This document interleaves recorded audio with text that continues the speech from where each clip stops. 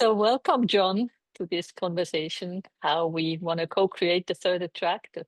Mhm. And I want to ask you the first question I ask everybody that I have the conversation with. Do you know about the term the third attractor? And if yes, can you give your understanding what it means to you? Sure. So I think I'd heard of the term the third attractor, and I don't think I fully knew what it meant. And then you Hmm. contacted me and asked me if I wanted Mm, to talk about it, and you sent me a really good explanation of what it meant, and it had me yeah, realize, oh, well, that's kind of what I thought. It's kind of what I felt it meant, but I wasn't yeah, sure. So yeah. yeah, the option for a pathway through the massive collective crisis that humanity has now entered into that involves a transformational breakthrough into Yeah. a more positive or a super positive future for humanity. That's how I understand the term. Does that feel good for us to have a Absolutely. conversation about it? Absolutely. And obviously, why I reached out to you is because I know that you are in the process or ha- I am actually not sure if you have done it already, founded, founded a party, like a political party Yeah. that more or less is about the third attractor. Would you agree? Yes, I would. Yeah, I would. We haven't legally incorporated it yet, although I'm in the process Hmm. of that. I've been working out where is the right place to do that for the general kind of legal suitability. And it Yeah. looks like more and more Brussels, Belgium and Brussels is probably the best place for Mm. us to do that. So I'm in that process. But yeah, Singularity, which is the name of the project, is an emerging transnational political party which is dedicated to a completely radically different approach to power and leadership and governance, and is founded on the basis of a sense that this time can be a time not just of breakdown, but a breakdown moving into breakthrough for humanity. But it's also based on the sense that for us to orient to breakthrough, for us to actually move into breakthrough zones, we're going to have to dismantle the roots of our systems that just in English, as we say, moving the chairs around on the Titanic is not going to be sufficient. And so Singularity is a project oriented to that in the domain of politics and power and governance. But I think that is going to be the case across the board. And I was actually watching an interview this morning, which was with a guy called Gary Stevenson. Do you know who Gary Stevenson is? No, He's a guy no. who's he's become increasingly famous, particularly in the UK. He has a YouTube channel called Gary's Economics. He's just Mm. a very regular guy who used to be one of the most successful financial traders in London, and he became Mm. extremely rich. And he also was for a while known as the most effective trader in the business. And yeah, he made a huge amount of money. He made a huge amount of money for various businesses, and then he got out because he didn't want to live in that world, and that wasn't the future that he wanted to be a part of. And he now Hmm. campaigns for wealth taxes, essentially, Mm. and Hmm. he's talking a lot about wealth inequality. And just I was watching him in a conversation this morning where what I was witnessing around a conversation to do with the economy and the global economy and where it's headed over the next years, and a collective sense that we're entering a very, very challenging time. And the reality being that no one really has the answers, and Yeah, no, nobody has. there, there's all sorts of, well, what about attacks on this? And what about attacks on that? And what about if the budget is changed this way or that way? But none of these answers really address the fundamental root level systemic issues that are playing themselves out. And my observation is that people are not in the mainstream ready for that conversation yet. ready for Hmm. that conversation that really is about the root level principles and incentive structures and values at the heart of our systems. And yet, I think, there's a bunch of people who are pioneering in the exploration and experimentation with new systems in various domains that hopefully can offer something to humanity when that conversation is more advanced. So that's one of the things that I'm doing with Singularity is how can we pioneer Yeah, a radically different approach to power and leadership and governance that can be of value when more people are available for the conversation. yeah. Let's go into the details of that.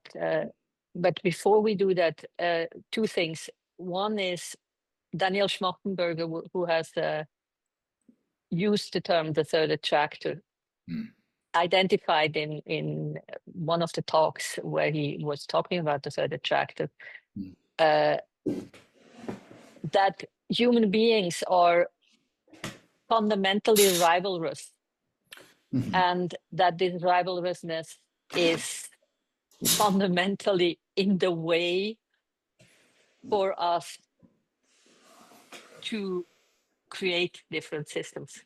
mhm, Because when it comes down to each and every one of us, the selfishness and the rivalrousness towards others overrides uh, other motives as per now.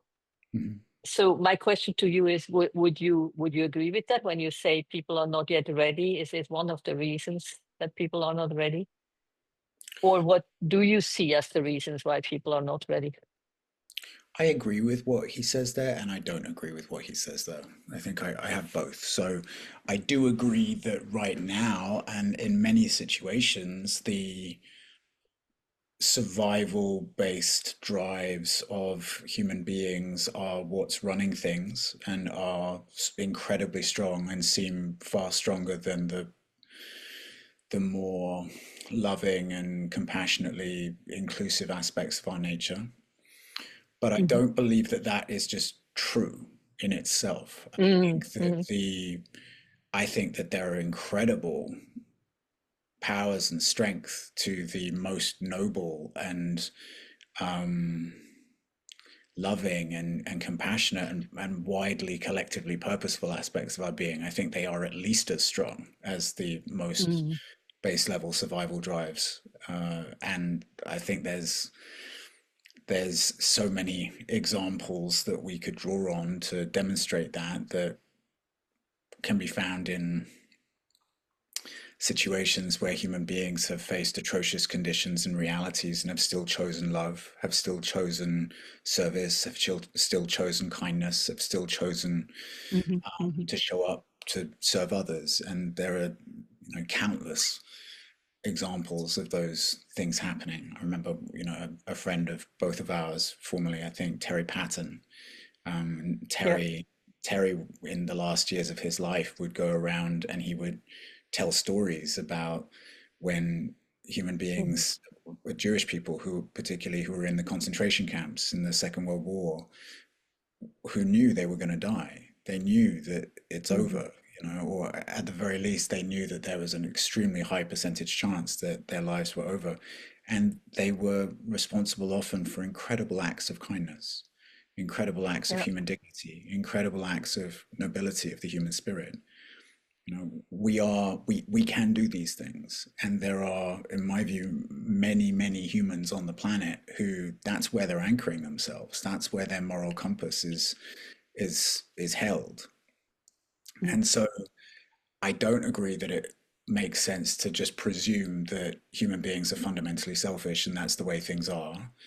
I think we have a system that incentivizes selfishness. And I think that's yeah. actually, a, and I think I've heard Daniel Schmachtenberger say that in certain instances, that there are systemic incentives, particularly in our economic system, which Mhm, incentivize individualism, competition, rivalry, tribalism, and survival.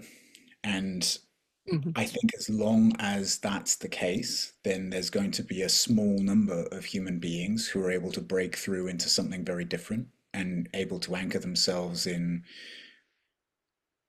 what I would call soul and love and purpose and life force, regardless of what the systemic incentives are and the dominant, you know, energy of the collective is going to be driven by those incentives. So Yeah. that's why I feel like root level systemic change is needed, which but that level of change and consideration requires us to look at that level of values. You know, what are the basic principles of our economic system or our political system or our social systems that we want to found them on, you know?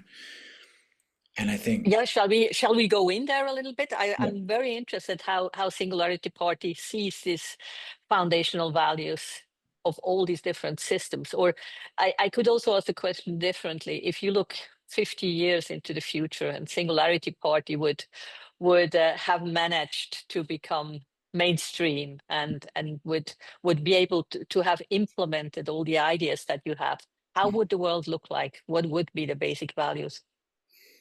yeah, I love that question, and it's a vast question. Hmm. I mean, first of all, in the domain of governance, singularity stands for an approach to governance that does not require polarized political tribes fighting each other over who's right. Hmm. Just that whole paradigm is not necessary. You know, it has been evolutionary on a certain level for us Yeah. to get to that point, for us to get to a point where we're working with, or those in the modern West who are living in uh, liberal democracies, for us to get to a point where we're not just basically being overpowered by pathological monarchies or oligarchies. That's been an evolutionary step. And yes, deep gratitude and honoring to all the human beings who served and gave huge Hmm. amounts and sacrificed a huge amount for us to get here. And yeah, there are, as human beings continue to grow, we realize we don't need to try and solve problems that way. That actually becomes an increasingly redundant approach to problem solving, having polarized groups fighting polarized groups and just hoping on a good day it's all going to work itself out for the best in the middle. You know, it just doesn't. Can you say more why you don't think this is necessary? I have a sense for the why, or I probably have my own answer for the why, but I would like you to expand on the why. Why is it not necessary, and how else would decision making happen?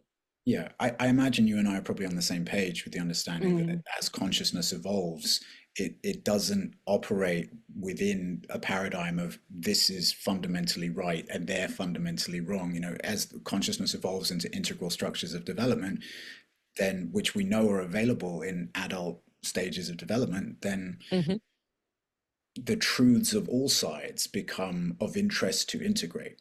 And as long as there's a recognition that there are fundamental positions that are not being integrated, then we're not done yet in terms of actually being able to integrate all the necessary positions into a coherent whole so that people's needs and values and, you know, worldviews are rightly represented. And that's a very different approach to seeing all Trump supporters as deplorable or, you know, Yeah, there I totally agree. But then I also pull back a little bit when I hear you say all perspectives have to be integrated, otherwise we are not done. Is that really the case? Is it really all I of think them? I think it depends what you mean by perspective, really. So for instance, like I'm not talking about the necessity to integrate extreme prejudicial perspectives. You know, that's Hmm. not what I'm saying. But I think being able to address the root level causes of those perspectives rather than just perceiving those people as beyond the pale is a necessity. So, Yeah. for instance, you know, there are, yeah, there are many people within our societies and across our cultures who do develop extreme um, oppositional perspectives, and very often, in my perspective, they are the result of groups of people who've been fundamentally left behind by a neoliberal economic paradigm and left in circumstances of desperation where, and of course, that's not to negate the realities of every individual's self-responsibility and how they choose to show up. But there are large scale, massive systemic and cultural issues that give Hmm. rise to human beings operating in deeply antisocial ways that we need to address. And Hmm. those, we don't get to address those things as long as we just make those people bad. You know, as long as we just other whole groups of people, whether it's Antifa now, or whether it's, Yeah, yeah, yeah. or whether it's woke leftists, or whether it's Trump supporters, or whether it's ICE, or whether it's, there's a difference. I think this is, I mean, singularity goes far beyond this, but all of what I'm talking about here to me is really about the maturation of humanity's capacity for emotional intelligence, Yeah. and also cognitive developmental upgrades, where we can recognize that there's a difference between needs and strategies. There's a difference between the fundamental, normal, healthy human needs that guide everyone. Everyone is just trying to get their needs met, basically. I'm a big believer in the truth of Marshall Hmm. Rosenberg's insights. I think he was an incredible man who developed NVC. And um, but a lot of us develop very pathological ways to try and get our needs met, Hmm. and so racist categorization of all immigrants as bad people who are all a problem in some way, that's a bad strategy, in my view, Yeah. of trying to get a healthy need met. And at Yeah. the healthy needs underneath those strategies, in my view, are things like, beyond, in the whole domain of the right wing populist movement, there's healthy needs underneath that. And those Hmm. healthy needs are for things like trust in government. I think those movements, or that movement, is a massive reaction to people having fundamentally lost trust in our institutions of power and government. To people deeply wanting a sense of cultural and societal cohesion, which has been felt to be lost in some way. A healthy sense of Hmm. cultural and national identity, which has been felt to be lost in some way. So I think being able to differentiate healthy needs from unhealthy strategies, to be a no to unhealthy strategies, but to not just leave it there and just other and polarize, but to actually be able to address the healthy needs that are underneath them, which is a major part of the political divide today. Because what the left does is it tends to just other those on the right. And even the idea of things like, if you're in any kind of left-leaning conversations and you were to mention things like a healthy sense of national or cultural identity, that just Hmm. that gets pathologized into racism or xenophobia. And the Yeah, yeah. same is true on the right, which is, any conversation that might be about the reality of, that identity, or like gender identity, for instance, is probably pretty fluid in all of us on a certain level. It's like that's not going to go down well, in that domain, even if it can be clarified with a simultaneous embrace that whatever body we're in, whether I'm in a male body or a female body, like that also matters. And I think there's deep and sacred intelligence in whether I'm in a male body or a female body. So, Yeah, yeah. these are incredibly charged, divisive issues that human beings right now don't know how to have constructive conversations around. But I, my point, I think, is that that's not just how it is. Like, we can grow into capacities for perspective taking and development where we exit either or frames and start Hmm. to be able to have conversations about these things, which can discern the truths where the truths are present, discern the healthy needs where the healthy needs are present, discern the pathological strategies where the pathological strategies, and find and at least explore ways that we can go forward together. So Yeah, yeah, yeah. That makes a lot of sense. I wanna dive a little deeper into the whole question about the trust in systems and in government, because that's something that I struggle to see to see even a way forward, because there is so much distrust in government and in Yeah. them up there that do this to us. And at the same time, I feel strongly, and I hear you saying, we do need systems that take care of the whole in a different way. Yeah. I personally don't think it can only come bottom up. The change and what is No, actually I needed. We agree with we that. do Yeah. need systems, and I mean, you speak of the Singularity Party as a global party, so that's obviously something that you have in mind, that Yeah. that is a certain top-down influence that you want to have. And I agree with that, but I see that's where I feel desperate. I don't see how this is gonna work, Mm. even with the best intent, because there is so much resistance Mm. towards anything that comes from top down right now. And it all started with COVID, and it hasn't. It only goes downhill in the sense of the trust in governments and in systems and anything that is structured in a way that it would have a more global impact. No? Yeah. Well, yeah, a few things there. I I totally agree that I feel like so many of the major issues that are happening right now are sourced in a fundamental lack of trust and loss of trust Mhm. in our institutions and our governments. I think a huge amount of Trump's popularity actually is sourced in that. I think Mhm.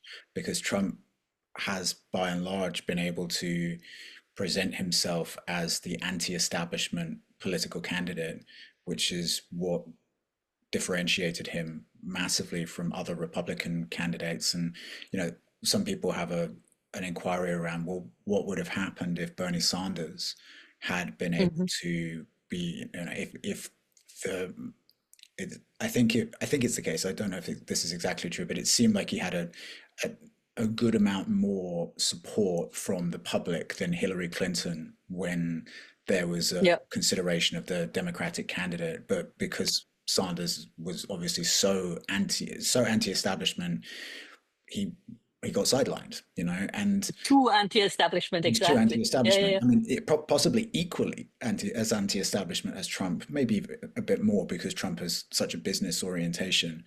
But the critique of the Democratic Party, which I think, and of the left more broadly, which I often perceive is not. It seems, if I look at American politics, it seems to me like the left still doesn't really understand that one of the reasons for Trump's constant, continual popularity in the face of a thousand reasons why that shouldn't be the case is because people just don't trust establishment power anymore. And the Democratic Party represents establishment power. As long as, at least, I mean, there's starting to be a little bit of shift and change right now with the empowerment of representatives like AOC and Bernie Sanders, and a bit more, and this guy who's, maybe becoming the or maybe he already did, the mayor of New York. I can't quite remember, but he represents something very different. Mm. But Yeah, yeah, yeah. yeah, Mamdani. yeah, Yeah. right. So Yeah. my sense is It, that there needs to be we need to really get honest and about the realities of how grubby and dirty our systems have become, in my view. And I yeah, think, and not just in America. I mean, no, no, absolutely across the world. like Germany seems not very uh, seems not to be trusted so much as it had been like Yeah, years ago. No, like yeah. that has gone downhill. And so, what are your thoughts then? How to change this, or what are your the steps that you want to take towards reestablishing of this kind of trust and actually be able to to bring change in a real way? And do you see pockets of this kind of change already in communities? Do you see it work, at least small scale? Yes, I do. Yeah. Um, I think we're in a time of disintegration and evolution simultaneously. And I think the disintegration is much louder than the evolutionary breakthroughs that are happening right now. But the evolutionary breakthroughs are happening, and I think they will continue more and more. Mm, My perception is that what we're witnessing collectively is akin to what individuals on their own path of soul initiation go through at certain points, where we get brought to our knees and we get brought to our knees in life, and we get shown that we are not going to be able to find our way forward in certain ways unless we're willing to fundamentally look at ourselves, unless we're mm, willing to take the mask of ego off, have the horrifying experience of recognizing all the ways that we abandon ourselves, all the ways that we are out of integrity when we're out of integrity, all the ways that we're saying this and doing that, all the ways that we are not able to live in alignment with the principles that we espouse, and not look away. And mm. in that process to have that very painful, exposing, vulnerable experience of seeing ourselves, and in the process, and in so doing, gaining the space and the power to be able to address those things and start to take steps forward in a way where we heal what needs to be healed, where we meet ourselves in the places that we need to, where we find breakthrough and liberation in places that have held us for decades, and none of that's possible unless we go through that very initiatory stage of the path, which also repeats itself at different points, of letting ourselves, not even a matter of letting ourselves, getting humbled, and that's something which, in my view, I know lots of individuals in the world who know that experience. And Mhm. my observation is, I feel like that's the collective process right now. The collective process is there's a humbling happening, and obviously we are fighting that right now. We are refusing to be taken where, my view, the intelligence of life is trying to take us, which is a very solid self-reckoning, that we need to go through. And I think that as long as we don't submit ourselves to that, there's going to be continued crisis, and there's going to be continued breakdown, and there's going to be continued disintegration, and it's going to hurt. And it's going Yeah, to yeah. take us, in my view, to a place where we have no choice but to really start to build something radically different. And my observation is that in the meantime, there are human beings who have the alignment, who've done enough of their own. They've been through this process as individuals already, and in having been Mhm. through this process as individuals already, they can be way showers for the collective into what can come after that. Yeah, yeah, no, that's beautiful. And I hope that that is in the process of happening. But what you are describing is also, it's kind of in the middle of the whole third attractor question, because when you are humbled like this and when you are in a crisis like this, it's almost like then the conclusions that somebody takes, or that a culture can take, can go towards the direction of the first and second attractor, Hmm. electing a dictator that Hmm. takes over and just shows the way and tells us what to do, Hmm. or or go into chaos, and everything falls apart. And but what you are describing is a vision of some people that have seen more and have gone through this, could lead the way, which then leads to the question: how is leadership looking like in this future of the third attractor, or of a singularity party? Because as we both know, leadership is also a difficult term nowadays, especially uh, like postmodern culture doesn't like leadership so much, Hmm. because individuality is valued so highly. Hmm. So how does this new leadership look like? And I'm a strong believer in leadership, but I'm not clear how this new leadership actually can act in an in an efficient, beautiful, positive way Hmm. Hmm. towards a shared future, a shared vision. Yeah. Well, Yeah, I mean, first of all, just to share that where I'm coming from in my perspective is based on my deep intuition and instinct in my soul, which is that Hmm. I think we're going to make it. I think it's going to hurt, and I think this is breakdown leading to breakthrough. Yeah. And that's the deep conviction of my being. But I can't claim to know that, and of course it's also possible that this planet is just round the corner from making some collective choices that lead us into a millennium of pain on a whole new level that we've never known before, also possible, Hmm. and various other possibilities too. But I do feel deep, in my own existential core and compass that this is breakdown on the way to a breakthrough, which actually is what our souls, many of us, have been working for lifetimes, and is what we deeply long for. And we are in a time where we're going to start to see a light shining through the cracks of a crumbling civilization in a period of collective death and rebirth. And that we Hmm. do also, and that this isn't pre-given in some way. It's not a matter of just sitting back and letting everything just radiantly come forward. It's like this is the time where actually we have an incredible responsibility to be architects Hmm. and to be planting the seeds of what is to come, and nurturing them and watering them. And one domain which I agree is hugely important, and it's one of the reasons I work in that domain, is leadership. And Yeah. yeah, my sense is that we need a developmental view of leadership, and we need a developmental context for leadership. That human beings often have a very charged relationship with leadership and power because we carry in our bodies the conditioning and the trauma of millennia of abuses of power. And Hmm.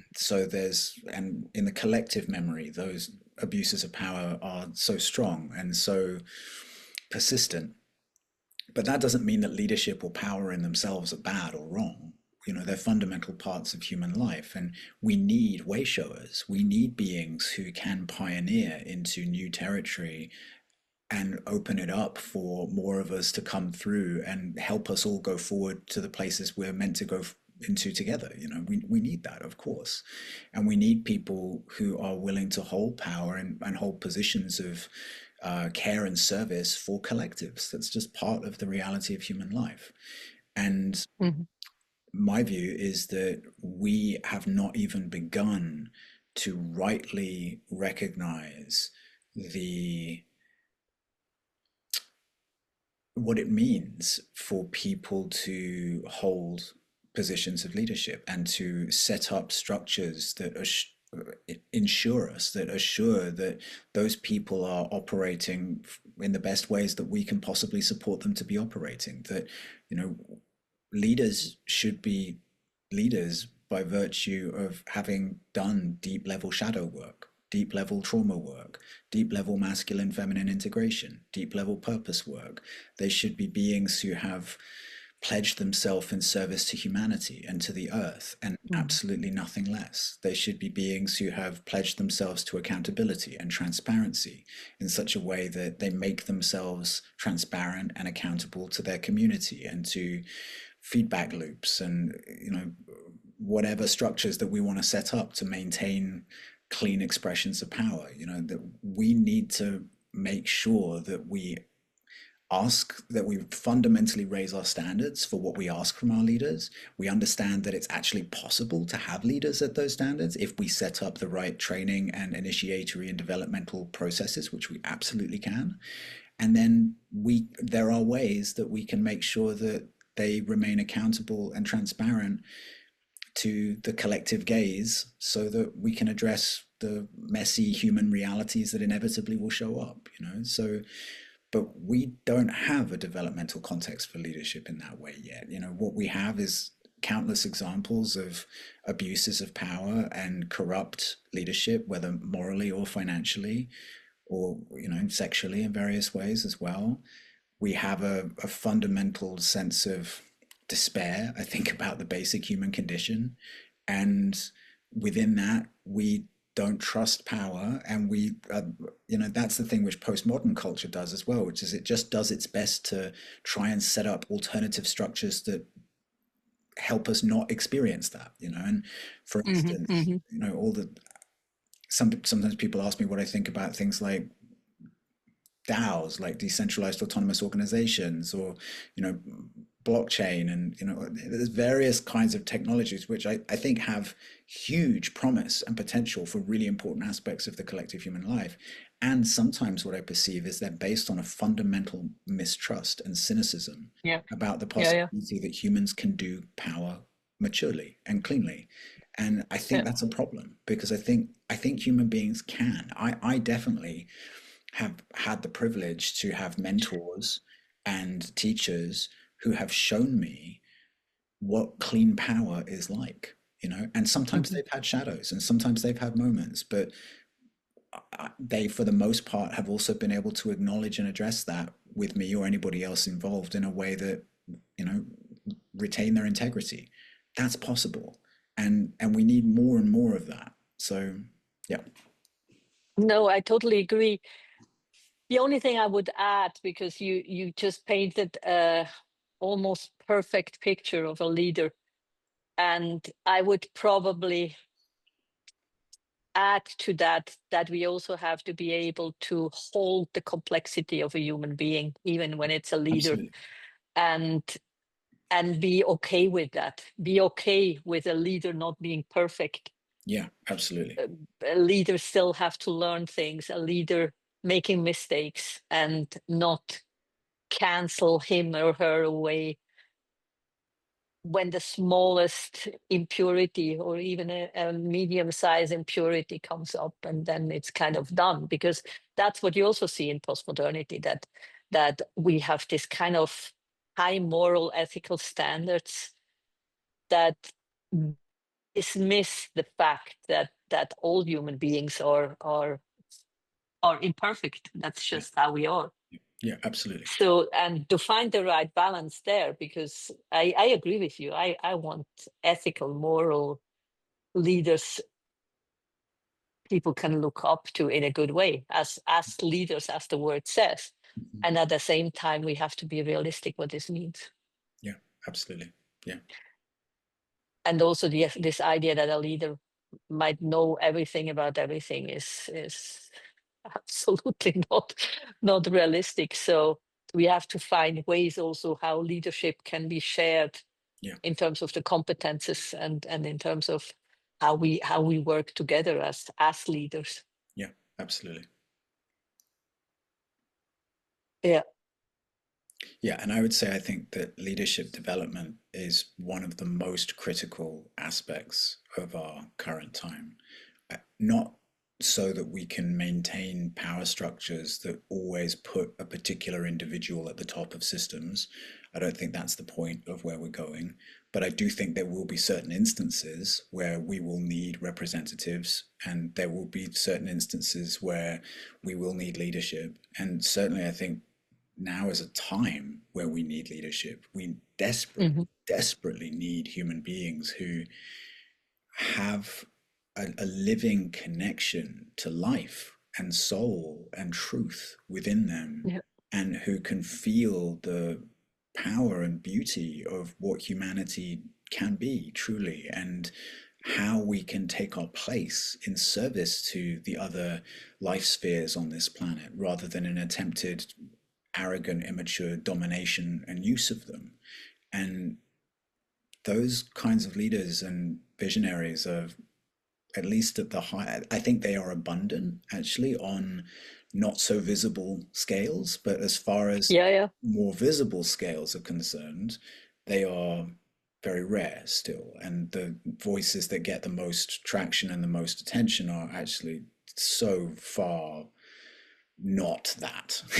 So, No, no, exactly. And isn't it almost a little bit a chicken and egg question? Because it's so not attractive to go into these positions in the system as it is mhm, right now, mhm, that these beautifully developed people that you're describing mhm. probably just don't feel compelled to go there.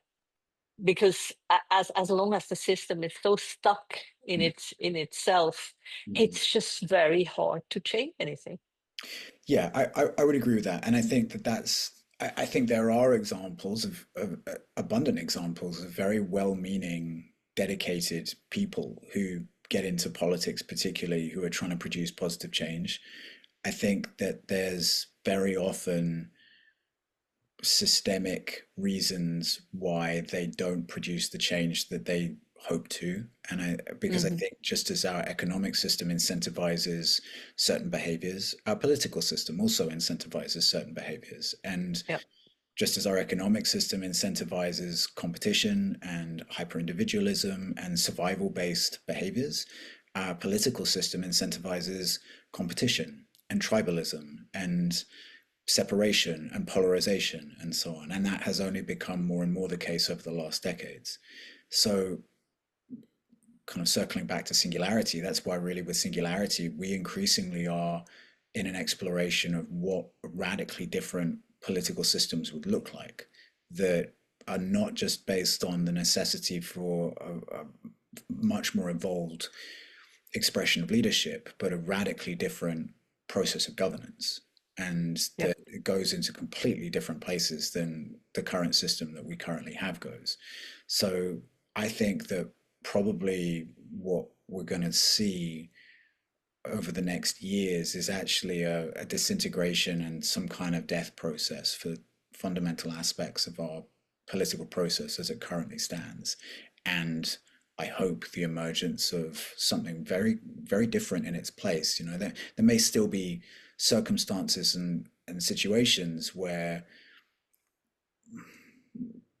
party-based representative democracy is deemed to still have a constructive place, perhaps. And what we're exploring in Singularity is, well, how can you actually start to have groups of human beings who come together and who come into deep coherence with each other and Hmm. come into deep listening together and open themselves to life and to earth, and where you establish the checks and balances to make sure that we're not just going into groupthink, but we're also not splintering off into a battle of individual opinions, but actually we're prioritizing deep group coherence. And from Yeah. that place, we're opening together to a deeper intelligence, a deeper love, a deeper purpose, a deeper life than any of us can individually, and training ourselves to be able to feel what is the intelligence of that life, what is the purpose of that Hmm. life, what is the truth of how that life wants to move through the major issues of our time. What does education look like within that context, or healthcare, or how we do birth, or whatever these things are. Because yeah, it's and none of that requires groups of humans battling it out with each other. And there might very well be circumstances. That's something which I'm really interested to explore in Singularity. There may very well be ways that individuals or even groups do experience what the intelligence of that deeper life is in different ways. But how can we then approach that how can we work with conflict in a way that's generative rather than Yeah. Yeah. Yeah. deep, Exactly. deeply draining? And what we have now is so painfully draining to the Yeah. Yeah. human bodies and human souls. No, you probably know.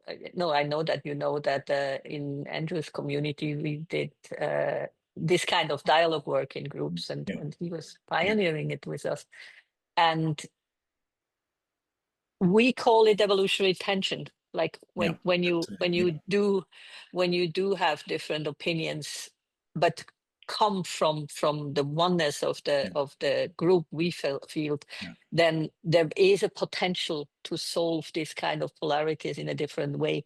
yeah. But I must also say, I have not yet seen working in really with really difficult topics. You know what I mean? Like Hmm. it's easy to talk about it, Hmm. and people can get access to this group, these we spaces, Hmm. more and more easily. I find it's Yeah. quite amazing how. I would how agree. open the field is now when people come with good intention and start to listen and respond from their deepest part. It's possible to pull people in. Yeah, I haven't seen it work yet with difficult topics, with topics that are loaded, yeah, social issues, political issues. And that probably takes us to a question I wanted to ask you about personal development and inner development, because you are also a spiritual teacher. And I'm curious how you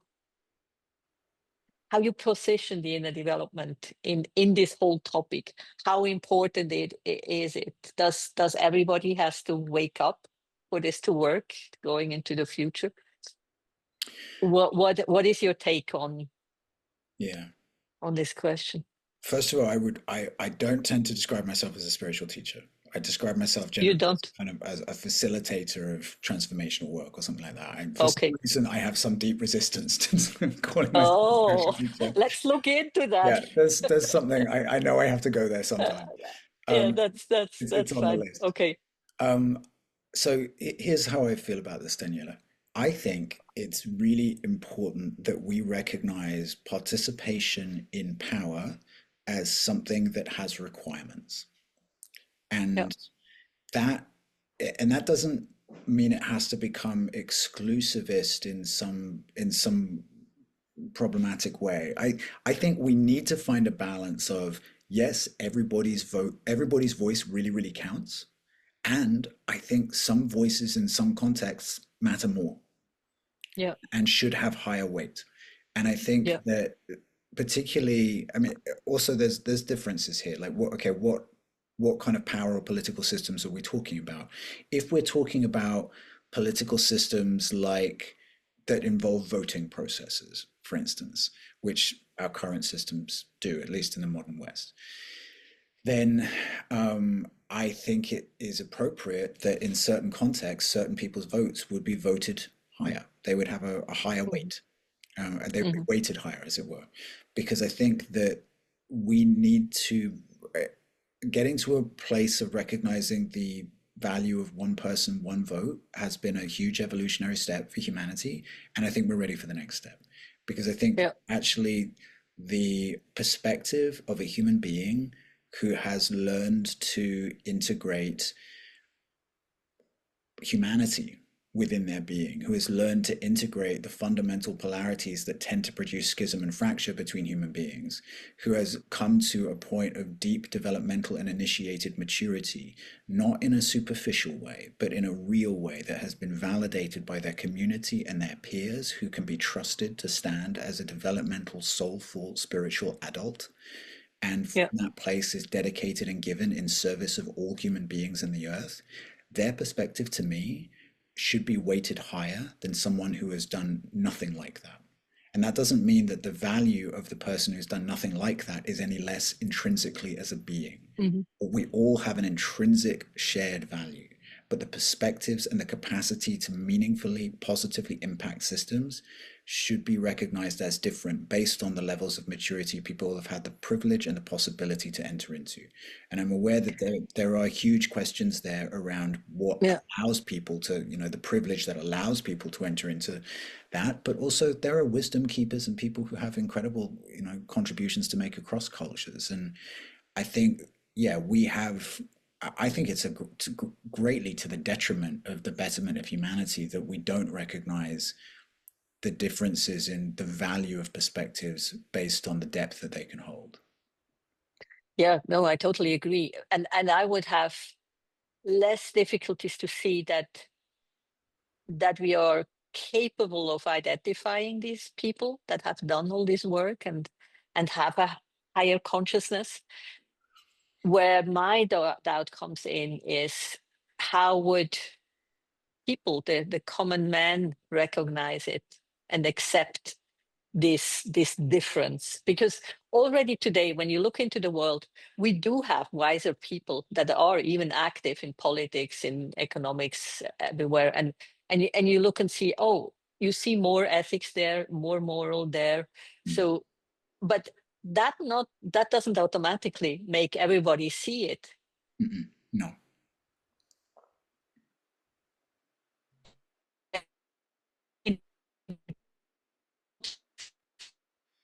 Sometimes I feel like people are so when it's a successful, morally, ethically developed person, then a lot of people get jealous and wouldn't accept that leadership. Mm. Well, I feel like we need a fundamental cultural change that Hmm. recognizes, I mean, there's such deep currents in our collective life that these things touch, in my view. You know, we need a cultural change that recognizes that development into ever more, ever greater capacities for inclusive representation is something that is possible for all of us, for every single human being. And some people have gone further right now, and all of us have the opportunity to continue to take our right steps, and all of our voices are important. And in certain Hmm. instances, we want to prioritize hearing the voices of this person or that person in a way where their voice carries more weight in certain instances, or that group. And I feel like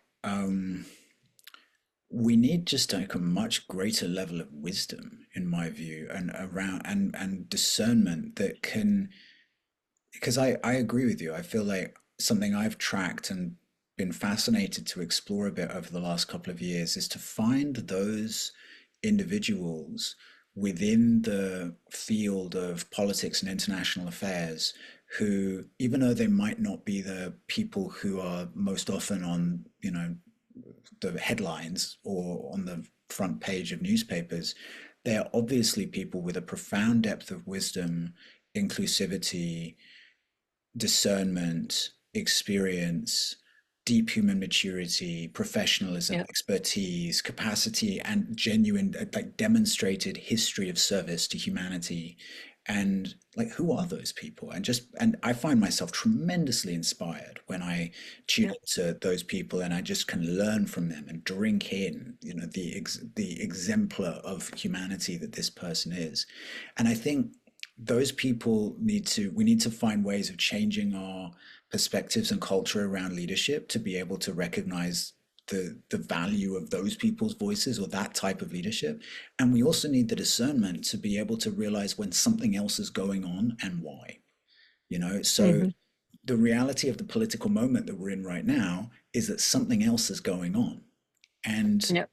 the rise of nationalist populism, for instance, which has become such a massive force over the last 10 years, is one of the major something else things that's going on. And we need the discernment to understand why. Like, why is that going on? And we're not at that place where we have that discernment. I think deep political wisdom does have the capacity for that discernment. It can look at things like, oh, well, actually we're experiencing a massive kickback from the neoliberal economic agenda that promised, Hmm. you know, collective social mobility to the masses and has not delivered. And we Hmm. need to look at that. There's fundamental issues in our economic system. We need to recognize that we're in a decade where there's been a massive reaction to the fact that whole groups of people have been left behind for generations with, you know, and they're angry and they're pissed and they want change and they're willing to vote for anyone who promises it to them. You know, simultaneously, we need to recognize that in the rise of postmodernism and the rise of pluralism and the rise of so much more of a prioritization of diversity in our cultures, that has brought incredible gifts, and it's also brought challenges. And Yeah. those challenges have been a conversation that we're not allowed to have in many contexts. And because suddenly with, you know, because there's such a fear about like, okay, we're going to, like, this is going to be racist or it's going to be nationalistic or xenophobia in some pathological way.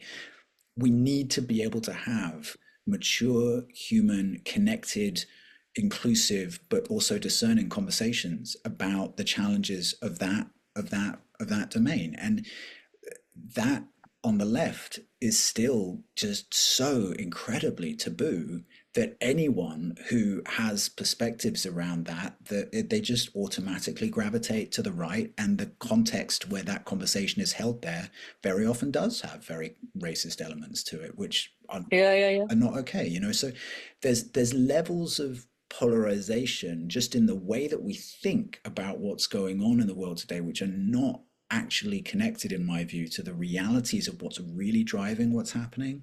And what's really driving what's happening is not being addressed. And that's producing a huge amount of noise and reactionary tension that is not highlighting the best in us or our leaders. And yet, there are leaders and there are representatives and diplomats and politicians and so on who are incredible, incredible human beings with incredible wisdom and capacity behind the scenes who probably have very limited power right now. Yeah. Do you think we need a new narrative, a new big narrative that people can buy in? Absolutely. Yes. Yes. I mean, I think the narratives that pervade humanity are dying and no Hmm. longer fit for purpose and well past their use by date. Just even Yep, the narratives of the ethnocentric narratives that yep, have us immediately define ourselves by what group that we find membership of, like whether it's because I'm a Christian or whether I'm a Muslim or whether I'm a Hindu or whether like, whatever, or a Jew or whatever it is, or my nationality or my gender or my sexual orientation or whatever it is. It's not to say that these things don't have a place. Of course they have a place, but my view is that actually one of the major points of tension that is driving so much of the crisis that we're in today is that reality and the earth are very clear, like it's time for humanity to emerge as a planetary species. That is yeah, actually the necessity right now. The necessity is for us to grow into a planetary species that can live in harmony with ourselves, with each other, and with the earth. At the very least, bare minimum. And the yeah. reality, the situation on the ground is we're not even world centric yet. We are highly No, no. ethnocentric, tribal, and constantly justifying why it's a good idea for our tribe to try and beat the other tribes.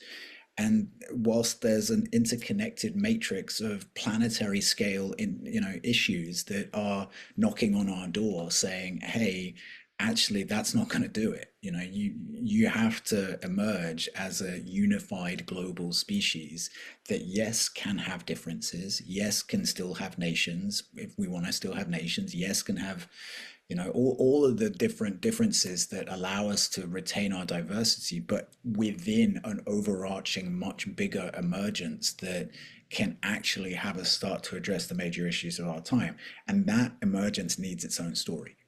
That emergence needs its Yeah, own story. And it must be the primary identification that holds yeah. lesser identifications as well.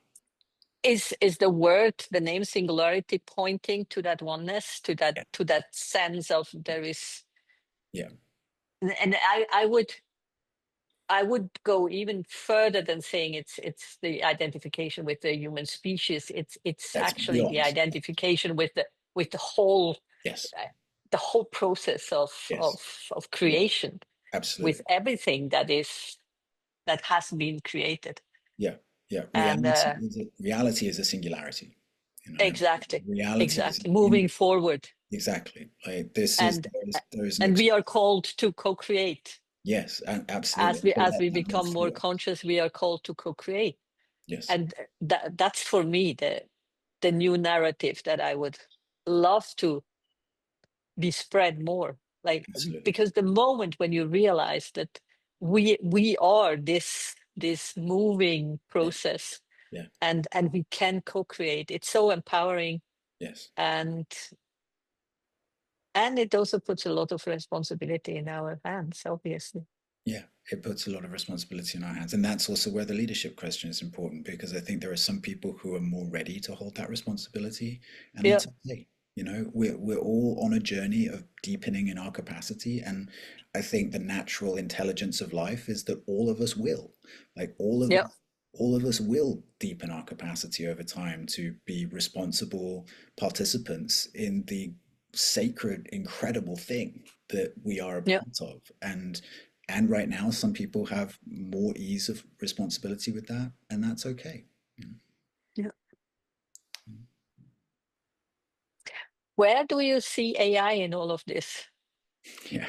So many Big, wild dimensions in small this whole question to thing, the but end. yeah. Well, should I'll just go there with you, Daniela. I have a pretty wild perspective on AI. Yeah. So I'm going to share my perspective with you on Yes, please AI. do. So this is where the point, there's some people who watch this so far and they will have been able to follow me here, and then they'll be like, okay, then so I have a theory that with AI, and there's a bunch of ifs that come with this. It's not just a natural assumption, but there's a bunch of ifs. I have a theory that with AI, we are witnessing the beginning of a fundamental inflection point in the history of humanity and life on Earth, actually, really. And that what we may be witnessing is the emergence of a next, the very beginnings of a next kind of kingdom of nature, as it were. And that, you know, to, my sense is that what we may be witnessing, when I say a next kingdom of nature, I mean that in terms of a next level of complexity of matter that can allow the incarnation of a next level of consciousness. So Mhm. if you look at the idea that there are life spheres or kingdoms on the planet, from mineral, plant, animal, human, and so on, what we see in each of those is an increasing complexification of matter that, in my view, can allow the expression of an increasing complexification of consciousness. So Yeah, plants have the capacity for sentiency in ways that we don't normally, I mean, shamanic traditions might see this differently, but we don't normally understand that stones or rocks or sand or whatever has the capacity for sentiency. Plants have the various, biological features that allow them that to support that kind of sentient response to the environment, to the sun, to water, to earth, to soil. With the animal kingdom, again, there's a greater complexification of matter. So we start to have things like nervous systems, autonomic nervous systems, and brains, and flesh and skeletal structures, and so on, and systems of nerves that allows a next level expression of complexity of consciousness. Same with the human kingdom. So I wonder whether we are witnessing the emergence of the very beginnings of the emergence of a next level. And by this, I don't just mean AI, I also include in this the whole transhumanist thing, which, yeah, yeah, yeah. No, that you have to. Yeah, yeah. which That is the involves transhumanist position exactly. an increasing intersection between biology and technology. Now, I get that what we're surrounded by these kinds of incredibly intense arguments between techno-optimism and these kind of dystopian, terrifying visions for where the whole thing is going. And I think that if the dominant consciousness that is driving things today were to continue to be what remains dominant, I think that's a really scary reality, Yeah, right? And I'm totally on yeah, board with that bit. I don't think that the human beings who are developing AI and the whole transhumanist project today are, with the greatest of respect, in any way fit to be dealing with the powers that they have already unleashed and are on their way to yeah, taking their place in our world. However, I am a, I guess I would, I'm an evolutionary optimist, and my evolutionary optimism perceives that we are in a time, as I say, of breakdown through to breakthrough. And I deeply feel we're in a time of increasing revelation as well. yeah, By revelation, just even right now, over the last year, I feel like we have been witnessing an unprecedented revelation on just how mucky and murky our collective systems really are. I feel like there've been so much coming out into the public sphere that is unprecedented in the level of Hmm. exposure of just how, wow, there's some really mucky stuff that's going Yeah, on and running some stuff. So yeah, that's an example of it. But I also feel like we're in a time of, I really sense in my bones and in my heart and in my soul fundamental breakthroughs in terms of consciousness, in terms of development, in terms of more and more a growing culture of beings who are genuinely connected to truth and to life and to soul in the yeah. world. And with that, I wonder whether what we might start to see is not necessarily the intelligence of AI as it currently exists as representing a next kingdom of nature, but whether, and this is where it starts to get wild, whether we might start to see AI and the possibility of future human biological, technological innovations in terms of integrations of bodies as offering vehicles for next levels of consciousness that currently are not incarnating to start to come through. And so, You might be surprised that I have no resistance to what you're okay, saying. okay, And the way I would put it, or the way I ask my questions for many years already, is for me, it's not a given that consciousness needs a biological body to right, absolutely. incarnate. Yeah, I can imagine in my own mind yeah, that consciousness can incarnate and express itself to different bodies. To I can do what you are saying as a theory of mind, as an idea, yeah, not that we have any proof for that. And I also want to make it clear, it's not ChatGPT. I think no, neither you no, nor I are talking about ChatGPT becoming the new species here in the world. no, But the basic question is, can consciousness, and we both believe that consciousness is independent and fundamental it's pre-existing. in it is pre-existence. Can consciousness on this level of development that we are now incarnate in different ways Yep, as the highest expression? yeah. And it's an interesting open question. I agree. Well, what I love about this consideration, Daniela, is let's just imagine a future possibility. Let's place our perspective 100 years in the future, right? And Yeah. it could be much less, but let's place our perspective 100 years in the future and imagine that humanity is starting to recognize that both in terms of AI, far beyond ChatGPT, and also in circumstances where there are technological, biological augmentations which human beings are choosing to make to bodies, there's starting to be levels, kinds of consciousness come through those instances, which are quite extraordinary. And Mm. actually, I'll just put it this way, the way I would understand it, that are allowing the incarnation of extraordinary soul presences that Mm. have not had the level of complexification of matter necessary up until this point to be able to come through. And yes, of course, there's probably some crazy, bizarre shit that human beings are doing, which is not aligned with life. And there's also something else happening, which we're collectively Yeah. starting to, oh my God, there's something extraordinary happening here. Mm. Now, imagine if we find ourselves in that circumstance, suddenly there's a choice. Suddenly there's a Hmm. choice that starts to be present for individuals even.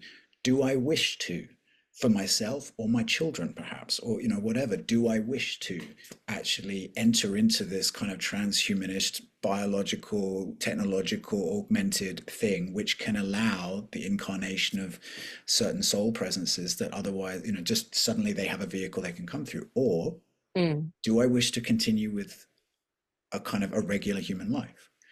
And Hmm. the Hmm. thing I love to think about is in my little thought experiment that I go into there, I really imagine that there'll be a bunch of people who choose this way and there'll be a bunch of people who choose that way.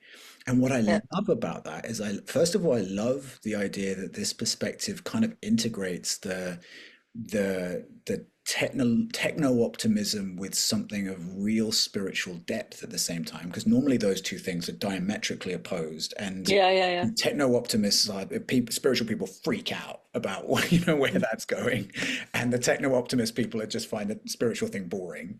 So suddenly they come together in a way which is interesting. But also, what touches me most is the idea of human beings choosing to live mm, a regular human life that involves this thing that's going to get sick sometimes, and it's going to grow old, and it's going to age, and it's going to have injuries and all of this, and it's going to and there's going to be pain, and there's going all of that, but it's a choice, and we mhm, choose it because we recognize it has mm, such profound meaning. Because mm, actually that's a thing I really feel is part of the evolutionary maturation of human beings. Even though we experience so much pain and so much grief and so much trauma, which for the most part we recoil away from and try not to expose ourselves to. In my view, there's a certain point in the growth cycle of every human being where we realize that some of the most profound and powerful initiations of life are already woven into just the fundamental, unavoidable realities of being a human being mhm, in a body, like mhm, mhm, birth, relationships, having parents, loving people who die, having to find your place in society, knowing that one day you're going to die. Like these are huge things that when they can be approached from a place of presence and open-heartedness and surrender, like real naked surrender to the incredibly humbling power of life, are like mhm. earthquakes of initiation and evolution that can move through us and break us open in extraordinary ways. Not things to be avoided and demonized, but actually Yeah, profound initiations of life. I love the idea that there could be human beings then who say, yeah, I want that life. And yeah, imagine the liberation of that. Like rather than feeling trapped in it, we start to choose. yeah, You know? yeah, yeah, yeah, yeah. So that's where I like to go Interesting with thought. Yeah, yeah, yeah. No, that's cool. Uh, that's very interesting. Yeah, we will lose a few people in that last 15 minutes, but that. that's okay. Right. Yeah. Yeah. So I think we come to a good end here. Is there anything you wanted to add, or you wanted to still say Just if on the anyone's interested recording? in any of the kind of stuff that I'm talking about, I'm sure Daniela will put my websites and stuff like that below. Yes, yes, And just really grateful, yes. Daniela, for what you're holding here. I always just really resonate with you and the intersection of passion and purpose that lives in you. And just yeah, a pleasure to spend this time. Yeah, me too. Thank you so much.